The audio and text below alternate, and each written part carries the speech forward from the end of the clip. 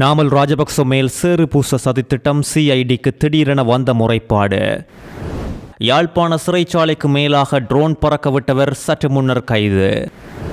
நீர்கொழும்பு சிறைச்சாலை மோதலில் மேலும் 2 அதிகாரிகள் உயிரிழப்பு.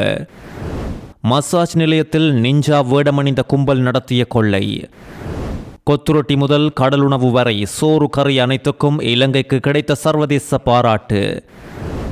யாழ் பல்கலைக்கழக பேராசிரியர் குறித்து சமூக ஊடகங்களில் அவதூறுகளை பரப்பியவர்கள் மன்றில் முன்னிலையாக வேண்டும். சற்று முன்னர் அதிரடி உத்தரவு. 70,000 தாண்டும் டெங்கு நோயாளர்கள் ஒரே நாளில் 1279 பேர் பாதிப்பு. தேங்காய் நார் தொழிற்சாலையில் வெல்டிங் தீப்பொறியால் மிகப்பெரிய தீ விபத்து, பெருமளவு பொருட்கள் சேதம். இனி தொடர்வது விரிவான செய்திகளை தொடர்ச்சியாக தெரிந்து கொள்ள நியூஸ் பெஸ்ட் அப்டேட் சேனலை சப்ஸ்கிரைப் செய்யுங்கள். பாதாள உலக குழுக்களுக்கும் ஸ்ரீலங்கா பொதுஜன பெரமுனவின் தேசிய அமைப்பாளரும் நாடாளுமன்ற உறுப்பினருமான மஹிந்த ராஜபக்சவின் மகன் நாமல் ராஜபக்சவுக்கும் இடையில் மிக நெருங்கிய தொடர்புகள் உள்ளதாக சமூக ஊடகங்களில் நாடாளுமன்றத்திலும் திட்டமிட்ட வகையில் அவதூறுகள் பரப்பப்படுவதாக சுட்டிக்காட்டி ஸ்ரீலங்கா பொதுஜன பெரமுனவின் அரசியல் செயல்பாட்டாளர் பசன் கஸ்தூரி குற்றப்புலனாய்வு திணைக்களத்தில் முறைப்பாடு ஒன்றினை பதிவு செய்துள்ளார். இந்த முறைப்பாட்டை நேற்று பதிவு செய்த பின்னர் அவர் ஊடகங்களுக்கு கருத்து வெளியிடுகையில் மஹிந்த ராஜபக்ச மற்றும் நாமல் ராஜபக்ச ஆகியோரை பாதாள உலக குழுக்களோடு தொடர்பு படுத்தி அரசாங்கத்துக்கு சார்பான தரப்புகளும் பிரிவினைவாத கருத்துக்களை பரப்பும் குழுக்களும் திட்டமிட்ட பொய் பிரச்சாரங்களை முன்னெடுத்து வருகின்றது. பாதாள உலக குற்ற செயல்கள் மற்றும் போதைப்பொருள் கடத்தல்களில் ஈடுபட்ட வரலாற்றை கொண்ட தரப்பினரே இன்று ராஜபக்சக்களுக்கு சேறு பூச பார்க்கின்றார்கள். மஹிந்த ராஜபக்சவின் ஆட்சி காலத்திலேயே பாதாள உலக குழுக்கள் நாட்டில் முழுமையாக இல்லாது ஒழிக்கப்பட்டது என்றும் இவர் தெரிவித்துள்ளார். போதைப்பொருள் ஒழிப்பு பற்றி கதைக்கும் தற்போதைய அனுரு அரசாங்கத்தின் முக்கிய உறுப்பினர்கள் மற்றும் அவர்களது குடும்பத்தினர் அண்மை காலமாக போதைப்பொருள் விவகாரங்களில் சிக்கியுள்ளமை குறித்து அரசுதான் பதில் சொல்ல வேண்டும் என்றும் தெரிவித்துள்ளார். முகநூல் போலி கணக்குகளிலோ அல்லது நாடாளுமன்ற வரப்பிரசாதங்களுக்கு பின்னால் ஒளிந்து கொண்டோ கூச்சலிடாமல் தைரியம் இருந்தால் இந்த ஆதாரமற்ற குற்றச்சாட்டுக்களை நிரூபித்து காட்டுமாறும் சவால் விடுக்கின்றோம் என்றும் பசன் கஸ்தூரி மேலும் தெரிவித்துள்ளார். யாழ்ப்பாண சிறைச்சாலைக்கு மேலாக ட்ரோன் பறந்தமையால் சிறைச்சாலை நிர்வாகத்திடையே பதட்டம் உண்டாகியுள்ளது. நேற்று மாலை 5 மணியளவில் யாழ்ப்பாணம் சிறைச்சாலையின் மேலே அடையாளம் காணப்படாத ட்ரோன் ஒன்று சில நிமிடங்கள் வட்டமிட்டதோடு ட்ரோனை அவதானிப்பதற்குள் அது அங்கிருந்து அகன்றதால் பெரும் பரபரப்பு உருவாகியுள்ளது. இந்த ட்ரோனை இயக்கியவர்கள் குறித்து கண்டறியுமாறு சிறைச்சாலை நிர்வாகத்தால் உடனடியாக யாழ்ப்பாண போலீசாரின் கவனத்துக்கு கொண்டு செல்லப்பட்டதோடு சிறை பாதுகாப்பும் தயார் நிலையில் வைக்கப்பட்டது. அதை அடுத்து நடந்த தேடுதலில் வீதி அபிவிருத்தி அதிகார சபையால் அமைக்கப்படும் பாலங்கள் குறித்து கண்காணிப்பதற்காக அனுமதிக்கப்பட்ட ட்ரோன் தான் சிறைக்கு மேலாக பறந்துள்ளது கண்டறியப்பட்டுள்ளது. பாலங்களை கண்காணிக்க அனுமதி எடுக்கப்பட்ட போதும் சிறைச்சாலையின் மேலால் இயக்கியமைக்காக ட்ரோனை இயக்கியவர் போலீசாரினால் கைது செய்யப்பட்டுள்ளார்.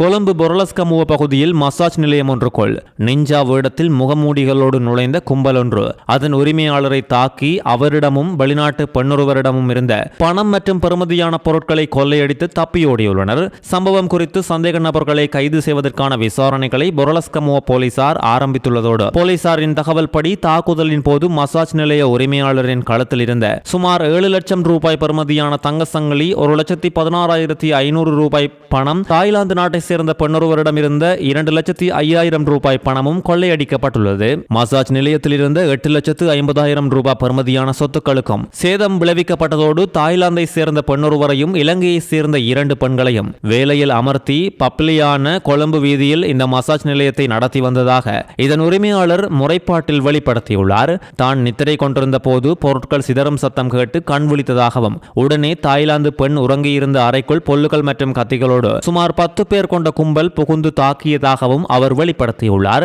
தாக்குதலாளர்கள் அனைவரும் முகமூடியை அணிந்திருந்ததால் அவர்களை அடையாளம் காண முடியவில்லை என முறைப்பாட்டில் குறிப்பிடப்பட்டுள்ளது. மாதிவலவத்தே பனுவா என அழைக்கப்படும் நபரொருவர் கடந்த மாதம் 21ஆம் தேதி தொலைபேசியில் தொடர்பு கொண்டு இந்த மசாஜ் நிலையத்தை தொடர்ந்து நடத்த அனுமதிக்க மாட்டோம் என்று மிரட்டியிருந்ததாகவும் உரிமையாளர் கருத்து வெளியிட்டுள்ளார். தாக்குதலுக்கு பின்னர் காயமடைந்த உரிமையாளர் 1990 சுவசரிய அவசர மருத்துவ சேவையின் ஆம்புலன்ஸ் மூலம் கலபோவில வைத்தியசாலையில் அனுமதிக்கப்பட்டுள்ளார். டிராவல் அண்ட் டூர் வேர்ல்டு நிறுவனம் 2026ஆம் ஆண்டிற்காக வெளியிட்டுள்ள உலகின் சிறந்த 50 உணவுக்கான சுற்றுலா தலங்களின் பட்டியலில் இலங்கையும் உள்வாங்கப்பட்டுள்ளதாக தெரிவித்துள்ளது. குறித்த தரவரிசையில் முதலிடத்தை மெக்சிகோவும், இரண்டாம் இடத்தை இத்தாலியும், மூன்றாம் இடத்தை ஸ்பெயினும், இலங்கை 50வது இடத்தையும் பெற்றுள்ளது.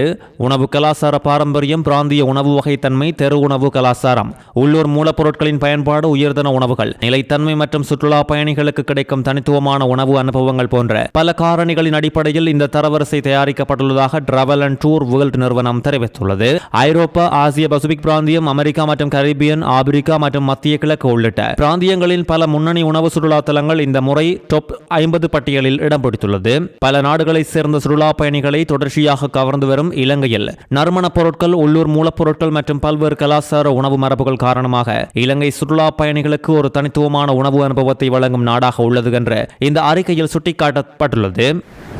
கட்டுநாயக்க சர்வதேச விமான நிலையத்தின் மூலம் இலங்கைக்குள் சட்டவிரோதமாக போதைப் பொருளை கடத்தி வர நின்ற பிலிப்பைன்ஸ் நாட்டு பெண் விமான நிலைய போலீஸ் போதைப் பொருள் தடுப்பு பிரிவினரால் இன்று அதிகாலை கைது செய்யப்பட்டுள்ளார். ஹாங்காங்கில் இருந்து கேத்தே பசிபிக் விமானம் மூலம் இன்று அதிகாலை 12:15 மணியளவில் இந்த பெண் கட்டுநாயக்க விமான நிலையத்தை வந்தடைந்ததோடு இவர் கொண்டு வந்திருந்த 2 சூட்கேஸ்களை சோதனையிட்ட போது அதற்குள் மறைத்து வைக்கப்பட்டிருந்த 5 பொட்டலங்களில் 6 கிலோகிராம் மற்றும் 180 கிராம் எடையுள்ள குஸ்ரக போதைப் பொருள் கைப்பற்றப்பட்டதோடு இதன் சர்வதேச சந்தை மதிப்பு சுமார் 61 மில்லியன் ரூபாய் என்றும் மதிப்பிடப்பட்டுள்ளது.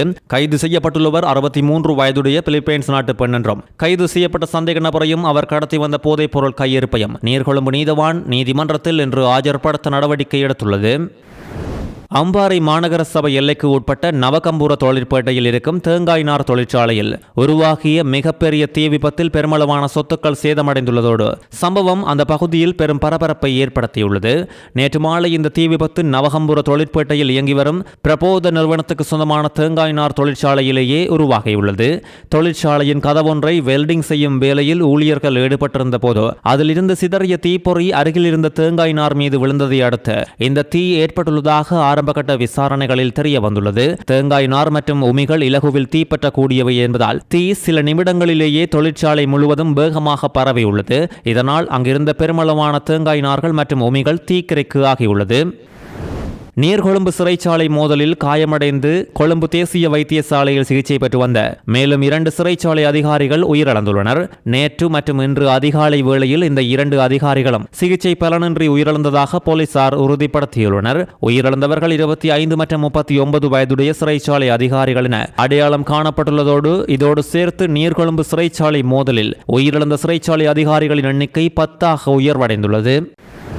இதுவரையான காலப்பகுதியில் இலங்கையில் பதிவாகியுள்ள டெங்கு நோயாளர்களின் எண்ணிக்கை 70,000 நெருங்கியுள்ளதாக தேசிய டெங்கு ஒழிப்பு பிரிவு தெரிவித்துள்ளது. நேற்று வரை நாட்டில் பதிவாகிய டெங்கு நோயாளர்களின் எண்ணிக்கை இன்னும் அதிகரித்து 69,951 பதிவாகியுள்ளதாக தெரிவிக்கப்பட்டுள்ளதோடு கடந்த 12ஆம் தேதி வரை பதிவாகியிருந்த மொத்த டெங்கு நோயாளர்களின் எண்ணிக்கை 68,672 என்பதோடு நேற்று ஒரு நாளில் மாத்திரம் 1,279 நோயாளர்கள் பதிவாகியுள்ளனர். யாழ் பல்கலைக்கழகத்தின் ஊடக கற்கைகள் துறை பேராசிரியர் சிவசுப்பிரமணியம் ரகுராம் குறித்து சமூக வலைதளங்களில் அவதூறுகளை பரப்பியவர்களின் பதிவுகளை இப்பொழுதே அகற்றுமாறு நீதிமன்றம் அதிரடியாக உத்தரவு பிறப்பித்துள்ளது. பேராசிரியர் ரகுராம் தொடர்பாக எந்த அவதூறு பதிவுகளையும் செய்யக்கூடாது என்றும் இடைக்கால கட்டளை வழங்கி பருத்தித்துறை நீதவான் நீதிமன்றம் உத்தரவு பிறப்பித்துள்ளதோடு இந்த வழக்கின் எதிர் மனுதாரர் ஒருவர் மீது நீதிமன்ற அவமதிப்பு வழக்கை தாக்கல் செய்வதற்கும் நீதவான் உத்தரவிட்டுள்ளார். யாழ் பல்கலைக்கழகத்தின் ஊடக கற்கைகள் துறை பேராசிரியர் சிவசுப்பிரமணியம் ரகுராம் மீது சமூக வலைதளங்களில் அவதூறு பரப்பிய மற்றும் அதற்கு உடந்தையாக இருந்தனர் என்ற குற்றச்சாட்டில் 14 எதிர்மனுதாரர்களுக்கு நிகழ்நிலை காப்பு சட்டத்தின் கீழ் வழக்கு தாக்கல் செய்யப்பட்டிருந்தது. 1ஆம், 3ஆம், 4ஆம், 5ஆம், 6ஆம் எதிர்மனுதாரர்கள் சமூக வலைதளங்களில் பேராசிரியர் ரகுராம் குறித்து அவதூறான மற்றும் தடை செய்யப்பட்ட கூற்றுக்கள் பதிவு செய்தமையை ஏற்றுக்கொண்ட மன்று இதுவரைக்கும் அவ்வாறு போடப்பட்டிருந்த பதிவுகளை அகற்றுவதோடு இது சம்பந்தப்பட்ட எந்த விடயத்தையும் எந்த ஒரு சமூக வலைதளங்களில் பதிவு செய்யக்கூடாது என்று இடைக்கால கட்டளையிட்டுள்ளது.